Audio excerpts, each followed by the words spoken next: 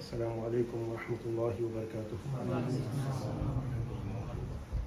نحمده ونصلي على رسوله الكريم. أما بعد فقال الله تعالى في شان حبيبه إن الله وملائكته يصلون على النبي يا أيها الذين آمنوا صلوا عليه وسلموا تسليما. اللهم صل على سيدنا.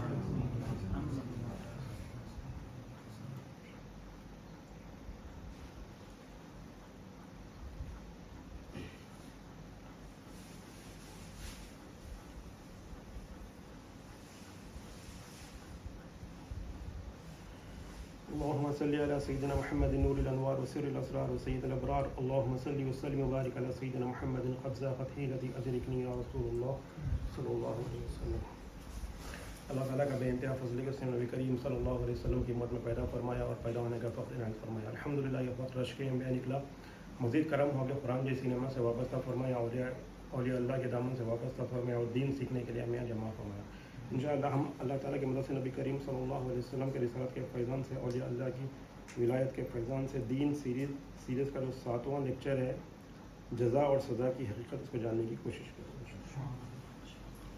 اللہ تعالیٰ سورہ ملک آیت نمبر 1 اور آیت نمبر 2 میں فرماتا ہے بسم اللہ الرحمن الرحیم تبارک الذی بیدیہ الملک وہو علی کل شیء قدیر الذی خلق الموت والحیاۃ لیبلوکم ایکم احسن عملا وہو العزیز الغفور. صدق اللہ العظیم. سورہ ملک نبی کریم صلی اللہ علیہ وسلم کی پسندیدہ صورتوں میں سے ایک صورت ہے. آپ کا معمول تھا کہ آپ ہر رات سونے سے قبل یہ صورت پڑھا کرتے تھے. اللہ تعالیٰ سورہ ملک آیت نمبر 1 میں فرماتا ہے تبارک الذی بیدیہ الملک, بڑی بابرکت ہے وہ ذات جس کے ہاتھ میں ساری بادشاہت. اللہ تعالیٰ کیا بولا کہ اللہ تعالیٰ کے ہاتھ میں پوری بادشاہت, ایک کائنات کا ذرہ ذرہ اللہ تعالیٰ کی ملک ہے. لیکن ہمارا کیا تصور ہے, ہم مانتے ہیں کہ پوری کائنات اللہ تعالیٰ کی ہے, لیکن ہمارا تصور یہ ہے کہ ہمارے پاس جو مال اور دولت ہے وہ ہماری ہے. ہم زبان سے تو نہیں کہتے, لیکن ہمارے دل کی کیفیت اور ہمارے اعمال یہ بتاتے ہیں کہ ہمارا جو خیال ہے کہ جو ہمارے پاس ہے وہ ہماری ملکیت ہے. ہم یہ سمجھتے ہیں کہ ہم نے ہماری تجربے کی بنیاد پہ, تعلیم کی بنیاد پہ, صلاحیت کی بنیاد پہ مال کمایا, تو یہ مال ہمارا ہے, یہ پراپرٹی ہماری ہے, یہ صلاحیتیں ہماری ہیں, یہ سمجھتے ہیں. ہم زبان سے ظاہر نہیں کرتے, لیکن ہمارے اعمال سے یہ ظاہر ہوتا ہے کہ یہ ہم نے اللہ تعالیٰ سے بغاوت کی ہے, کیونکہ اللہ تعالیٰ ایک طرف یہ بول رہا ہے کہ میں ہر چیز کا مالک ہوں, اور ہم یہ سمجھ رہے ہیں کہ ہم یہ چیز کے مالک. ہم اللہ تعالیٰ کو ساری کائنات کا مالک تو مانتے ہیں, لیکن ان چیزوں کا مالک نہیں مانتے جو چیزیں ہمارے پاس ہیں, کیونکہ ہماری کیفیت یہی ہے.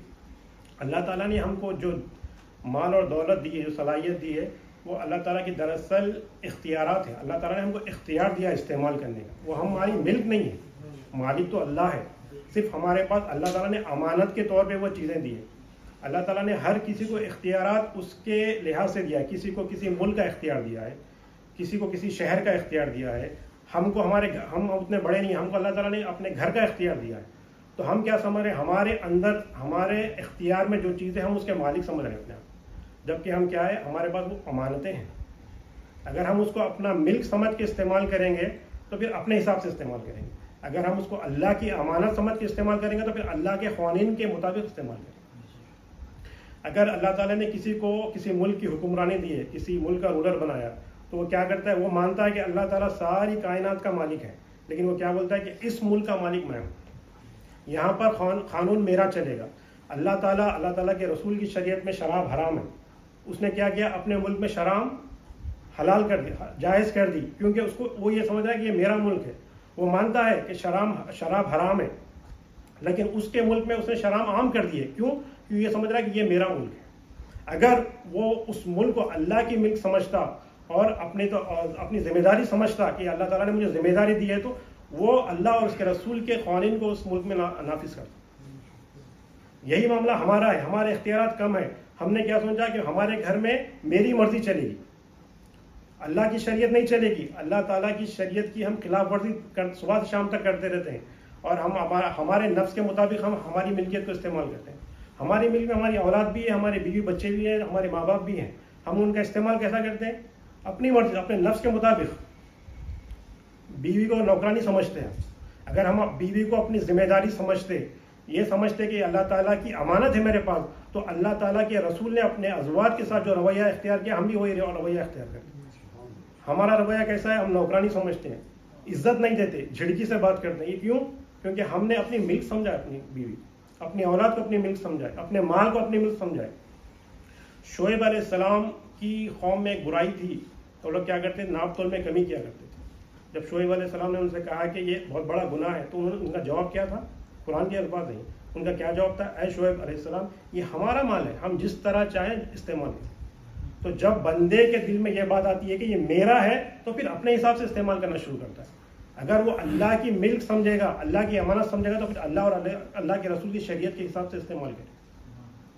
تو پتہ کیا چلا, اللہ تعالیٰ نے ہمیں جو اختیارات دیے ہیں, وہ اختیارات کو ہم امانت سمجھیں, نہ کہ اپنی ملک سمجھیں. اللہ تعالیٰ کیا فرما رہا ہے؟ وَهُوَ عَلَىٰ كُلِّ شَيْءٍ قَدِيرٌ, وہ ہر چیز پہ قادر ہے. اللہ تعالیٰ نے جو اختیارات دیے چاہے تو چھین سکتا ہے, اس کی ملک ہے, وہ کبھی بھی چھین سکتا ہے. لیکن اللہ تعالیٰ نے ہم کو ڈھیل دی ہوئی, ہم کو مہلت دی ہوئی ہے. کیوں دی ہوئی ہے؟ اللہ تعالیٰ دوسری آیت میں فرماتا ہے الذی خلق الموت والحیات لیبلوکم ایکم احسن عملا, کہ ہم نے موت اور زندگی کیوں پیدا کی؟ تاکہ تم کو آزمائیں. تو یہ آزمائش کی جگہ ہے. اللہ تعالیٰ نے ڈھیل کیوں دی؟ کیونکہ اللہ تعالیٰ ہم کو آزما رہا ہے, اس لیے اللہ تعالیٰ نے ہم کو ڈھیل دی ہوئی. یہ کیا, یہ امتحان گاہ ہے. دنیا عالم شہادت کیا ہے؟ امتحان گاہ, ایگزامینیشن ہال ہے ہمارے لیے. جیسا ایگزامینیشن ہال میں جو ایگزامنر ہوتا ہے, اگر اس کا کام کیا ہوتا ہے, بس کہ ہماری اٹینڈنس لے کے ہم نے ایگزام میں حاضر ہے, ہم کو آنسر شیٹ دیں, کوشچن پیپر دیں, اور اس کا کوئی اور یہ چیٹنگ کر رہا ہے نہیں وہ دیکھیں, بس اس کا کام یہی ہے. وہ یہ نہیں دیکھے گا کہ یہ جواب صحیح لکھ رہا ہے کہ غلط لکھ رہا ہے, نہ ہی اس پہ اس کی پکڑ کرے گا. اگر ایگزامنر کو معلوم ہے اس کا کیا آنسر ہے, وہ میرے کو دیکھ رہا ہے میں کیا آنسر لکھ رہا ہوں, اس کو معلوم ہے میں آنسر کریکٹ لکھ رہا ہوں, تو میری تعریف نہیں کرے گا کہ تم بہت اچھا آنسر لکھ رہے ہو. اگر میں آنسر غلط لکھ رہا ہوں تو یہ نہیں بولے گا تم غلط آنسر لکھ رہے ہو, کیونکہ ایگزامینیشن ہال ہے, مجھ کو اختیار ہے میں صحیح لکھوں یا غلط لکھوں. حتیٰ کہ اگر میں آنسر شیٹ بلینک سبمٹ کر دوں, کچھ نہ لکھے, تب بھی وہ یہ نہیں بولے گا کہ میں اس کو ایکسیپٹ نہیں کروں گا کیونکہ یہ بلینک ہے. کیونکہ ایگزامینیشن ہال میں ہر چیز کر سکتے ہو آپ کے اختیار میں. پتہ کب چلے گا؟ جب آپ کا رزلٹ آئے. تو یہاں پر اللہ تعالیٰ نے جو مہلت دی ہے, وہ دراصل ہمارے کو اختیار دیا ہے کہ جو چاہے کرو, میں سزا بھی نہیں دوں گا, جزا بھی نہیں دوں گا. سزا اور جزا کا ہے مالکی یوم الدین. جب وہ جزا اور سزا کا دن آئے گا, تب اللہ تعالیٰ ہم کو بتائے گا کہ تم نے کیا کیا تھا اس ایگزامینیشن میں, اس عالم شہادت میں تم نے کیا کیا تھا. تو یہاں پر پکڑ نہیں ہوگی, یہاں پر جزا اور سزا نہیں ملے گی. یہاں پر کیا ہوگا؟ یہاں پر امتحان ہوگا, یہاں پر آزمائش ہوگی. لیبلوکم ایکم احسن عملا, تاکہ میں آزماؤں کہ تم میں سے کون ہے جو بہترین عمل کرے. یہ اللہ تعالیٰ آزما رہا ہے. یہ امتحان گاہ, یہ جزا اور سزا کی جگہ نہیں ہے. جزا اور سزا کی طرح جگہ کیا ہے؟ قیامت کے دن میں ہے. تو یہاں پر کیا ہے؟ امتحان گاہ ہے ہمارے, یہ سمجھنا ہے. اور اللہ تعالیٰ کیا فرمایا؟ لیبلوکم ایکم احسن عملا, میں دیکھوں گا کہ تم میں سے کون سا بہترین عمل تم کرتے ہو, میں آزماؤں گا تم. تو پتہ کیا چلا کہ اگر ہم اس امتحان میں صحیح, مطلب اللہ تعالیٰ کی آزمائشوں میں صحیح اتریں گے, تو ہم کو کیا ملے گی؟ جزا ملے گی. اگر ہم اس کی نافرمانی میں, اس کی آزمائش میں کھڑے نہیں اتریں گے, تو ہم کو سزا ملے گی. یہ ہے. ابھی پتہ یہ چلا کہ اللہ تعالیٰ اور ایک چیز یہ فرما رہا ہے کہ جزا اور سزا ملے گی. تو کس بنیاد پہ ملے گی؟ ایکم احسن عملا, کہ کون اچھا عمل کرتا ہے. تو سب سے بہترین عمل کیا ہے؟ احسن عمل, سب سے بہترین عمل کیا ہے؟ تو سب سے اللہ تعالیٰ کی مخلوق میں سب سے بہترین مخلوق کیا ہے؟ انسان ہے, اشرف المخلوقات ہے. اور انسانوں میں سب سے بہترین مخلوق انبیاء علیہ السلام ہے. انبیاء علیہ السلام کا بہترین عمل کیا تھا؟ وہ لوگوں کو بھلائی کی طرف دعوت دیتے تھے اور برائی سے روکتے تھے. یہ سب سے بہترین عمل ہے. تو ہمارا یہاں پر آنے کا مقصد کیا ہے؟ کہ احسن عمل کریں, اس امتحان گاہ میں ہم اچھا عمل کریں. تو سب سے بہترین عمل انبیاء علیہ السلام کا کیا ہے؟ کہ وہ لوگوں کو اللہ کے قریب کرتے تھے, بھلائی کی دعوت دیتے تھے اور برائی سے روکتے تھے. اگر ہم اس دنیا میں ایک حدیث ہے جس کے راوی حضرت ام المؤمنین حضرت عائشہ صدیقہ رضی اللہ تعالیٰ نے, آپ نے فرمایا کہ نبی کریم صلی اللہ علیہ وسلم نے اپنے صحابہ سے فرمایا, کسی علاقے میں 18,000 لوگ رہا کرتے تھے جن کے اعمال انبیاء علیہ السلام کی طرح تھے.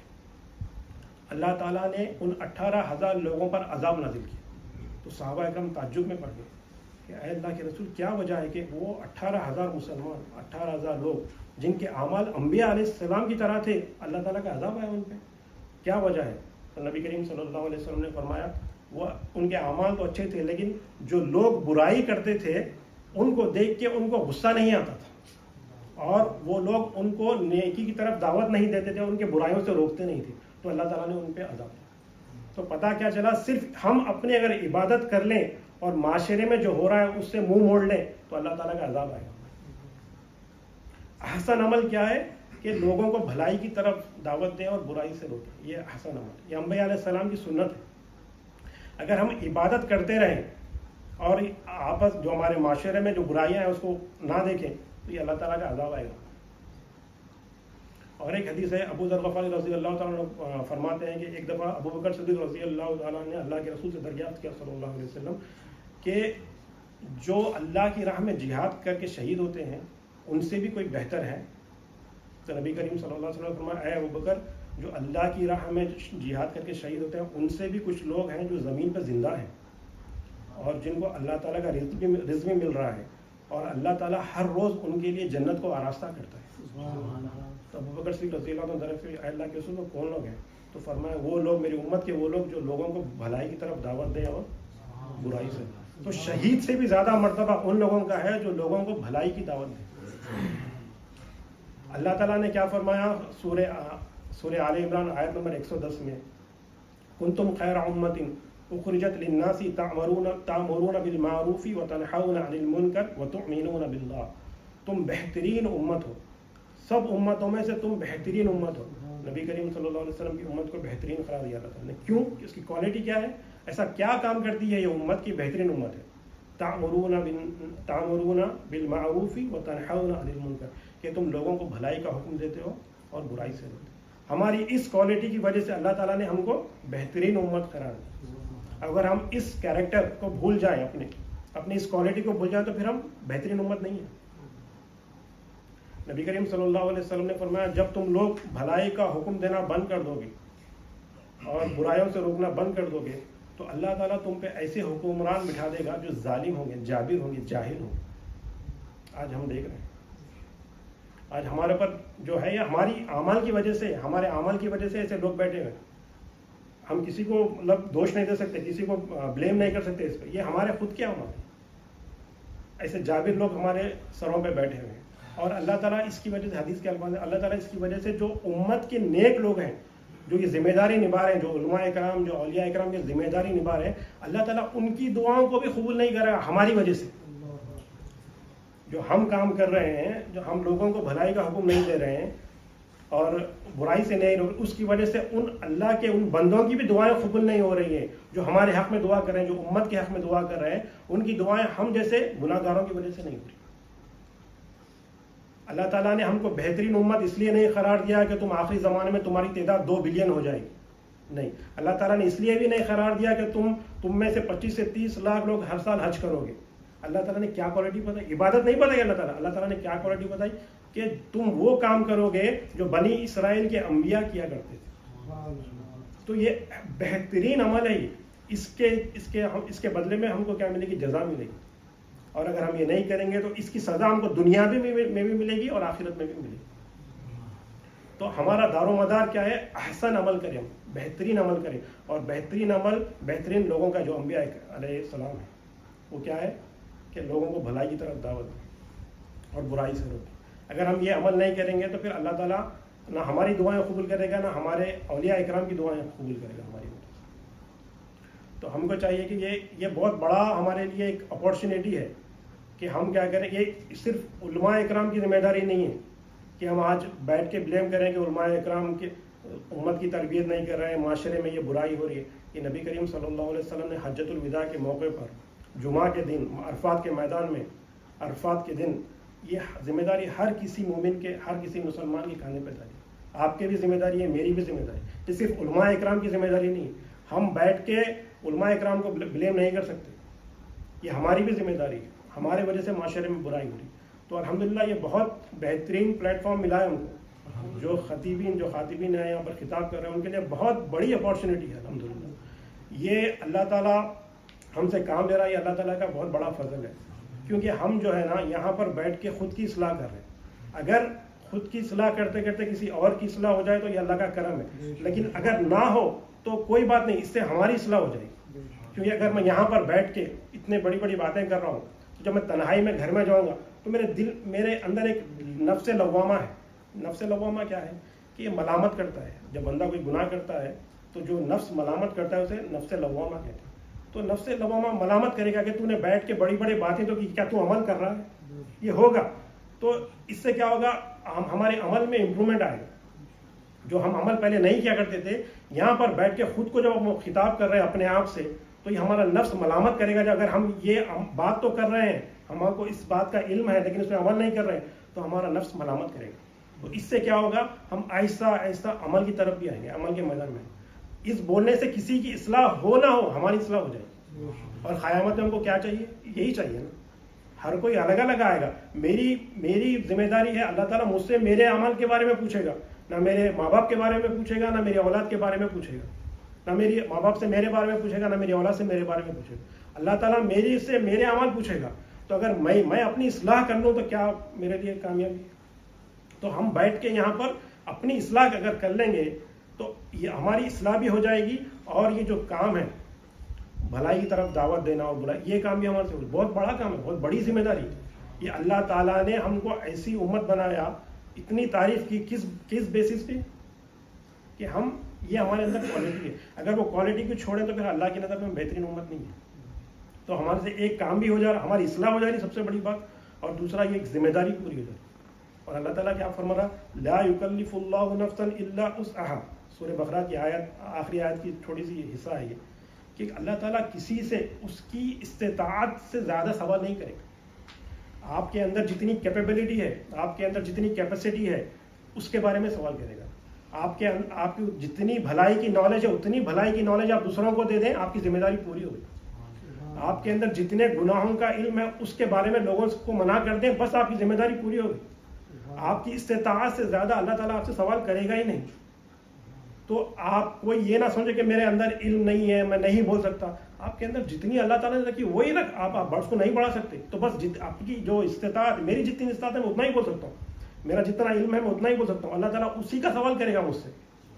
تو کوئی یہ نہ سمجھے کہ میں نہیں بول سکتا. یہاں پر جتنا آپ کو دیا بس وہ کام کریں. آپ نبی کریم صلی اللہ علیہ وسلم نے جو ذمہ داری بس وہ نبھا دیں, اس میں شرمانے کی کوئی بات نہیں. وہ بہت بڑی ہمارے لیے وہ اپارچونیٹی ہے یہ, اور یہ ہمارے لیے کامیابی ہے. تو بس ہمارا کیا ہے کہ ہم نے کیا سیکھا کہ اللہ تعالیٰ نے ہم کو جو پیدا کیا ہے, یہاں پر جو بھیجا ہے, وہ کیا کس لیے بھیجا ہے کہ آزمائش کے لیے بھیجا. اللہ تعالیٰ نے کیا فرمایا, الذی خلق الموت والحیات, کہ ہم نے پیدا کیا موت کو اور زندگی کو. ٹھیک ہونا تو کیا چاہیے تھا, پہلے زندگی کا ذکر آتا پھر موت کا ذکر آتا, کیونکہ پہلے زندگی ہے پھر موت ہے. لیکن اللہ تعالیٰ نے کیا فرمایا, خلق الموت والحیات لیبلوکم ایکم احسن عملا, ہم نے موت اور زندگی پیدا کی تاکہ تم کو آزمائے. تو یہاں پر اس مقام پہ جو موت کا ذکر ہے وہ عالم ارواح میں جو اللہ تعالیٰ نے ہم سے میثاق لیا تھا, الست بربکم, تو ہم نے بولا تھا کہ بے شک یہ اللہ تو ہمارا رب ہے. تو اللہ تعالیٰ نے بولا تھا کہ تم اس پہ گواہ رہنا, دنیا میں جب بھیجوں گا تب بھی تم اس کو یاد رکھنا. اور اس کے بعد اللہ تعالیٰ نے ہمارے ارواح کو, ہمارے روحوں کو ایک گہری نیند سلا دیا تھا. تو یہاں پر جو موت کا ذکر ہو رہا ہے, عالم ارواح کی موت کا ذکر ہو رہا ہے. اور جو حیات کا ذکر ہو رہا ہے, جب ہمارا اس دنیا میں آنے کا وقت تھا تو اللہ تعالیٰ نے اس روح کو ہمارے جسم کے ساتھ ملا دیا اور اس دنیا میں بھیجا. تو جو حیات ہے وہ عالم شہادت کی زندگی کے بارے میں, کیونکہ وہاں کی موت اور یہاں کی زندگی جو ہوئی آزمائش کے لیے ہوئی. خلق الموت والحیات لیبلوکم, تاکہ تمہیں آزمائے. تو وہاں کی موت اور یہاں کی زندگی کس لیے ہے, آزمائش کے لیے. اگر ہم تصور کریں کہ اللہ تعالیٰ نے یہاں پر جو موت اور زندگی لی ہے وہ یہ موت ہوگی جو ہم کو اب آئے گی, یہ زندگی کے بعد اگر موت آئے گی وہ موت ہے, اور زندگی وہ ہے جو حشر کے میدان میں ہے, تو وہ موت اور زندگی تو آزمائش کے لیے نہیں ہے نا, وہ کس کے لیے, جزا اور سزا کے لیے ہے. مالک یوم الدین, قیامت کے دن کیا ہے, جزا اور سزا کا ہے. تو یہ جو موت ہم کو آنے والی ہے اور اس کے بعد جو ہم کو زندگی ملنے والی ہے وہ کس کے لیے ہے, جزا اور سزا کے لیے ہے, وہ آزمائش کے لیے نہیں ہے. تو یہاں پر کیا فرما رہا, لیبلوکم ایکم احسن عملا, تو آزمانے کے لیے کیا دیا اللہ تعالیٰ, موت اور زندگی. تو موت کون سی ہے, عالم ارواح کی موت ہے, اور زندگی کون سی ہے, یہ عالم شہادت کی زندگی. تو اللہ تعالیٰ جو ہم کو عالم ارواح میں جو سلا دیا تھا گہری نیند, اس کے بعد دنیا میں بھیجا تو آزمائش کے لیے بھیجا. اور اس کی یہ موت جو دے گا ہم کو, آنے والی جو موت ہے ہماری, اس کے بعد جو زندگی وہ جزا اور سزا کے لیے. تو ہمارا اس دنیا میں عالم شہادت میں اٹھنے والا ہر قدم اور گزارنے والا ہر لمحہ یا تو ہمیں سزا کی طرف لے کے جا رہا ہے جزا کی طرف. تو یہ قیمتی لمحات ہیں ہمارے لیے, ایسے ہی ہم کو گزارنا نہیں ہے.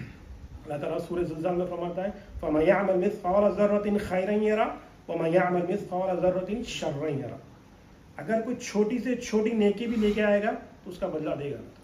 چھوٹی سے چھوٹی گناہ بھی لے کے آئے گا اللہ تعالیٰ اس کا بھی بدلہ دے گا. تو کوئی نیکی کو چھوٹی نہ سمجھے, اور اتنی بڑی نیکی کرنے کا موقع مل رہا اپنے کو, انبیاء علیہ السلام کی سنت ادا کرنے کا موقع مل رہا اپنے, تو اس کو چھوٹا نہ سمجھے. جس کو اپارچونیٹی ملی ان دونوں ہاتھ سے گراب کرنا ہے اپنے کو اپارچونیٹی. جو یہاں پر ہے جس کا نام لسٹ میں ہے ان کے لیے بہت بڑی ماشاءاللہ اپارچونیٹی ہے. جتنا آتا ہے ایک سینٹنس بول کے بھی اٹھ جائے بس کام ہو گیا. آپ نے ذمہ داری, آپ کو نبی کریم صلی اللہ علیہ وسلم نے عرفات کے میدان میں جو ذمہ داری دی تھی آپ نے پوری کر لی, الحمدللہ ثم الحمدللہ. تو یہاں پر اللہ تعالیٰ نے موت اور حیات دی ہے آزمائش کے لیے. تو کوئی نیکی کو چھوٹی نہ سمجھے اور کوئی برائی کو ایزی نہ لینا, چھوٹی نہ سمجھے, کیونکہ اس کا حساب اللہ تعالیٰ کرے گا. اور اس لیے اللہ والے فرماتے ہیں کہ اللہ ہمارا حساب آسانی سے لے, کیونکہ اللہ تعالیٰ اگر حساب پورا لینے بیٹھ جائے تو ہمارے عمل تو ایسے ہیں کہ بس پکڑ ہی پکڑ ہے. اللہ تعالیٰ اگر ہمارا سری حساب لے لے گا, آسان اوپر سے لے لے گا تو ہی بچیں گے, کیونکہ اللہ تعالیٰ نے ہم کو ضعیف پیدا کیا. اللہ تعالیٰ خود قرآن میں فرما رہا ہے کہ ہم نے انسان کو ضعیف پیدا کیا. ہم جو اللہ تعالیٰ نے ذمہ داریاں دی اس کو کھڑے اتر ہی نہیں سکتے. نہ ہمارا علم اتنا ہے, نہ ہمارے اعمال اتنے ہیں, نہ ہمارا ایمان اتنا ہے. بس ہم تھوڑی سی کوشش کرتے ہیں. اگر اللہ تعالیٰ اس کوشش کے ذریعے سے ہماری مغفرت فرما دے. اللہ تعالیٰ سورہ ملک کے آخری میں فرماتا ہے وَهُوَ الْعَزِيزُ الْغَفُورُ. یہ سب باتیں بول کے اللہ تعالیٰ کہ تبارک الذی بیدیہ الملک وہو علی کل شیء قدیر الذی خلق الموت والحیاۃ لیبلوکم ایکم احسن عملا. آخر میں فرما رہا وہو العزیز الغفور, کیونکہ میں اگر معاف کروں گا تو ہی تمہاری معافی ہوگی, نہیں تو تم کچھ بھی کر لو. تم اس چیز کو اپنے ملک سمجھ, مطلب اگر تم نے اپنی ملک بھی سمجھا یا میری ملک بھی سمجھی, تم نے بھلائی کا حکم بھی دیا, برائی سے روکا, تب بھی تمہاری تم نہیں چھوٹ سکتے جب تک میں تم پہ رحم نہ کروں. وہو العزیز الغفور. اور جب تک نبی کریم صلی اللہ علیہ وسلم کی شفاعت نصیب نہیں, ہم نہیں بچ سکتے. تو اللہ تعالیٰ سے ہم دعا ہی کر سکتے ہیں کہ اللہ ہماری مغفرت فرما دے, لیکن جتنا اللہ نے ہم کو اختیار دیا ہے اس میں تھوڑا اپنا حصہ تو ڈالیں. کوشش تو کرنا اپنا کام ہے نا, کوشش کرنا اپنا کام ہے, پائے تکمیل تک پہنچانا رب خدیر کا کام ہے, کیونکہ ہم صرف کوشش کر سکتے ہیں. اور اہل سنت الجماعت کے علماء فرماتے ہیں کہ جو ہمارے اعمال ہیں وہ بھی اللہ تعالیٰ کی ملکیت ہے, وہ بھی اللہ تعالیٰ کی مخلوق ہے. ہمارے اعمال بھی, یہ ہمارے علماء کا عقیدہ ہے, کیونکہ ہم صرف ارادہ کر سکتے ہیں, اس ارادے کو تکمیل تک پہنچانا یہ اللہ کا کام ہے. ہم فجر میں اٹھنے کا ارادہ کر کے سو سکتے ہیں, لیکن ہم کو صبح میں اٹھانا, ہم کو اتنی قوت و طاقت دینا کہ ہم بیڈ سے اٹھیں, وضو کر سکیں, ہمارے پیروں میں اتنی طاقت دینا کہ ہم مسجد کو جا سکیں, اور اللہ تعالیٰ نے ہمیں اس قابل سمجھا کہ اپنے سامنے ٹھہرائے, یہ اللہ تعالیٰ کا کمال ہے, یہ اللہ تعالیٰ کی طرف سے. یہ اعمال ہماری ملک نہیں ہے, ہم صرف ارادہ کر سکتے تھے. تو ہم کو پتہ کیا چلا, ہم کو نماز پڑھ کے اللہ کا شکر ادا کرنا چاہیے کہ اللہ تیرا شکر ہے کہ تو نے پہلے تو قوت ارادی دی میرے کو, یہ ارادہ دیا کہ میں نماز پڑھوں, پھر تو نے مجھے ایسی حالت میں اٹھایا جبکہ میں موت کی آغوش میں چلا گیا تھا, تو نے مجھے زندگی بخشی صبح صبح, اور صحت مند اٹھایا.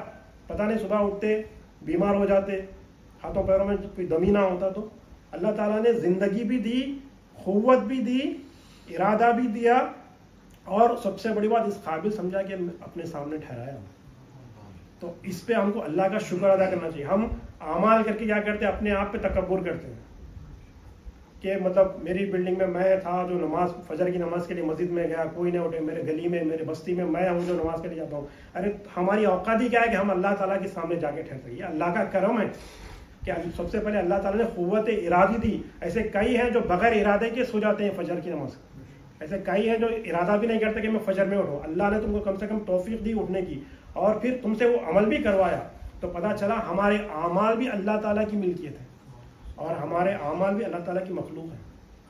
تو پتہ چلا اللہ تعالیٰ اس کائنات کا مالک, کائنات کے ذرے ذرے کا مالک, ہمارا بھی مالک, ہم سے وابستہ ہر چیز کا مالک, ہماری دولت, ہماری شہرت, ہماری صلاحیت, ہماری محنت, ہمارا تجربہ, ہمارا علم, ہماری اولاد, ہمارے ماں باپ, ہر چیز کا مالک اللہ, حتیٰ کہ ہماری اعمال کا بھی مالک اللہ تعالیٰ ہے.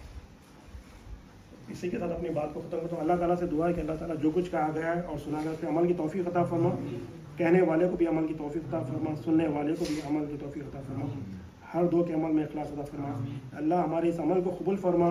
یا اللہ نہ ہمارے پاس علم ہے, نہ ہمارے پاس عمل ہے, نہ ہمارے پاس ایمان ہے.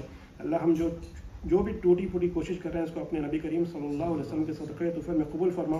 یا اللہ ہمارے اس عمل کو ریاکاری سے محفوظ فرما, خود نمائی سے محفوظ فرما. یا اللہ تکبر سے محفوظ فرما. واسطہ نبی کریم صلی اللہ علیہ وسلم کا ان اللہ و ملائکتہ یصلون علی النبی یا ایھا الذین آمنوا صلوا علیہ وسلموا تسلیما. اللهم صل علی سیدنا محمد وعلی آل سیدنا محمد وبارک وسلم برحمتک یا ارحم الراحمین والحمد للہ.